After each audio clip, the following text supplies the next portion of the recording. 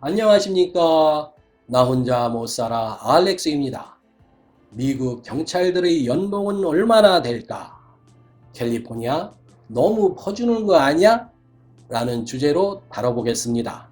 영상 들어가기 전에 구독 식량으로 저에게 영양가를 보충해 주십사 부탁 올립니다.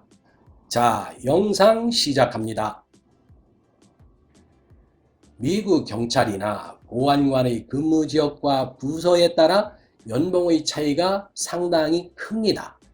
미국 전국적으로 연봉이 19,000달러 미만에서 최대 13만 1,000달러까지 차이가 벌어지고 있습니다.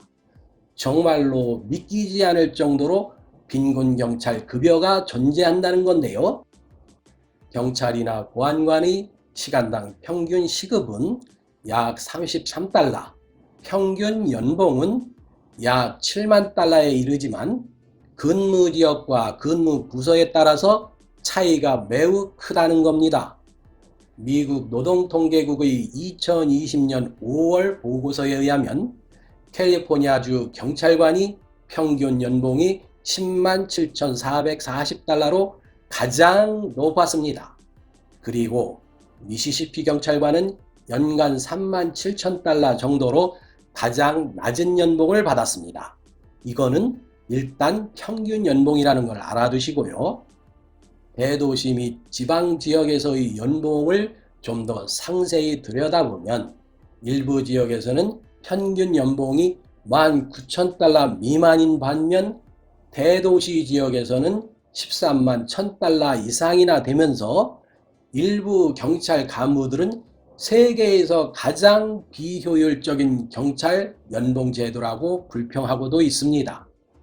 이런 연봉제도로 인하여 일부 저임금 경찰관은 생계 유지를 위해 세컨드 잡을 가지고 있어야만 한다는 슬픈 이야기입니다. 연봉이 4만 달러 미만인 지역으로는 아칸소, 미시시피 일부 지역과 조지아주 일부, 루지애나 중부 지역, 사우스 캐롤라이나 북동부와 켄터키 중남부 지역입니다. 따라서 이런 문제는 고용되는 경찰관의 자질 문제로 연결된다는 것이죠. 이러한 자질은 당연히 피로가 누적된 근무로 연결되는 것이고 과로한 업무 집행으로 인해 종종 사고가 발생하는 것이라 할 수 있습니다. 또한 경찰관들이 인종차별적 업무가 발생할 수도 있는 원인 중 하나가 되기도 한다는 것입니다. 한편 캘리포니아주 써니베일, 산호세 및 산타클라라 경찰관들의 연봉은 13만 1,000달러를 받고 있으며 이는 미국 대도시 지역에서 가장 높은 연봉을 기록하고 있다는 겁니다. 두 번째로 높은 지역은 약 12만 2천 달러의 평균 연봉을 받고 있는 샌프란시스코, 오클랜드, 캘리포니아 헤이워드 지역입니다.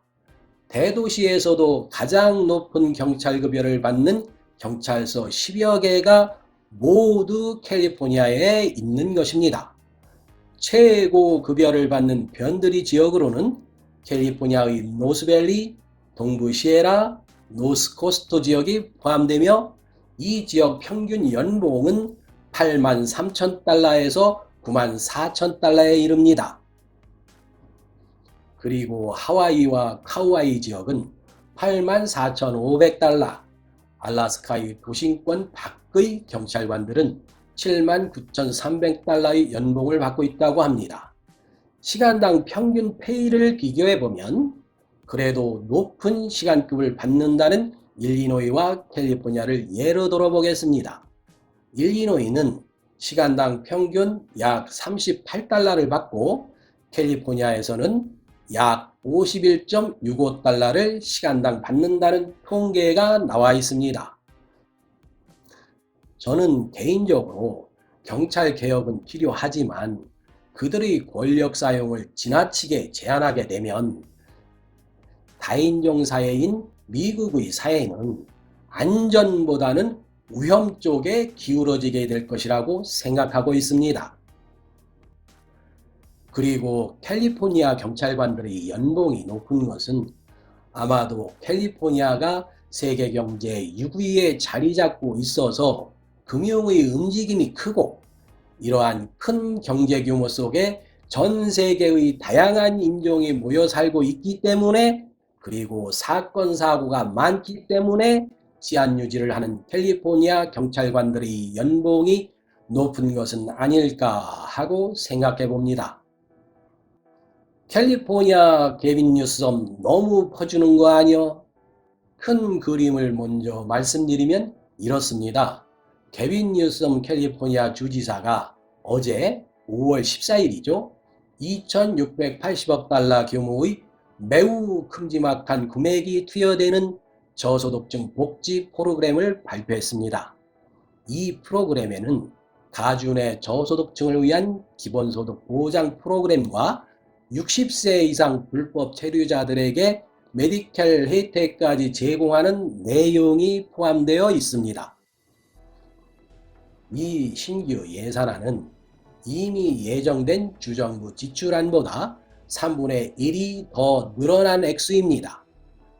캘리포니아는 예상외로 760억 달러의 세수가 증가했고, 그로 인하여 팬데믹으로부터 탈출할 수 있게 된 것은 물론 기존의 사회복지 정책을 더 확대할 수 있게 됐다고 주지사가 밝혔습니다. 그리고 새 예산안은 60세 이상 불체자에게 메디컬 혜택을 제공하는 내용이 담겼습니다. 현재 캘리포니아에서는 불체자 어린이와 26세 이하 젊은 층에게 메디컬 혜택을 주고 있습니다. 이 혜택을 60세 이상까지 확대하겠다는 내용인 것입니다. 뿐만 아니라 캘리포니아 내 저소득층 주민들에게 5년에 걸쳐 매달 고정적으로 소정의 생활비를 주 정부가 지급해주는 기본소득 보장 프로그램을 신설하기 위해 3,500만 달러를 투입하는 내용도 담겨 있습니다. 가주 내 몇몇 시정부가 현재 기본소득 보장 프로그램을 시행하고 있지만 주 전 지역에서 추진되는 것은 이번이 처음이라고 하는데요. 이미 시행하고 있는 시정부가 있다는 것을 저는 처음 알았습니다. 이것이 캘리포니아에만 있는 정책이 아니었던 겁니다. 미국 전역에 존재하는 시정부 차원에서 실시하는 곳이 여러 곳 있기도 하다고 합니다.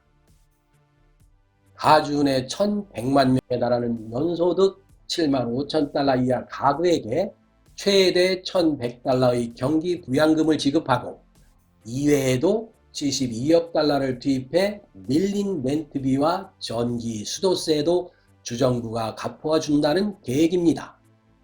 주지사는 또 3억 달러를 투입해 저소득층 주민들의 교통위반 벌금을 탕감해 준다는 계획도 발표를 했는데요. 저는 이렇게 생각합니다. 교통법규 위반 벌금까지 탕감해 준다는 건 이건 아니지 않는가? 굳이 이런 것까지 주정부가 탕감해 줄 필요가 있는가 하는 의구심이 듭니다. 그리고 가주 내 모든 4살 유아들에게 2년 동안 유치원 교육을 무상으로 제공하고 50억 달러를 투자해 저소득층 지역에 애프터스쿨과 썸머스쿨을 마련하게 됩니다. 이런 정책은 아주 좋죠. 매우 적극적으로 추천을 해야 되는 정책이라고 생각합니다. 그리고 홈리스의 해결책으로 87억 5천만 달러를 투입하여 4,600개의 주거시설을 건축한다는 계획인데, 이들 홈리스들은 규칙 안에서의 생활에 익숙하지 않은 계층으로 분리할 수 있습니다. 그렇기 때문에 그들에게 제공되는 거주 시스템 관리를 제대로 할 수 있는 대책도 동시에 필요하다는 생각입니다.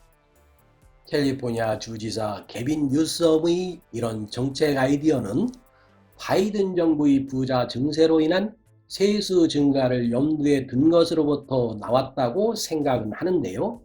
개빈 뉴섬이 몇 가지 문제로 인하여 리콜을 당할 위기에 처했기 때문에 케빈 뉴섬이 좀 오버하는 정책을 내놓은 것은 아닌가 하는 생각도 가지고 있습니다. 어차피 지 돈은 아니니까 결국 주민들이 세금을 내려면 땀 좀 흘려야 된다는 얘기가 되는 거죠. 영상 잘 보셨는지요? 도움은 되셨는지요? 제가 춤추는 곰이 될 수 있도록 잊지 마시고 구독, 좋아요, 알림 설정, 그리고 마음을 좀 더 후덕하게 쓰셔서 댓글 한 소절까지 부탁 올립니다. 감사합니다. 건강하십시오.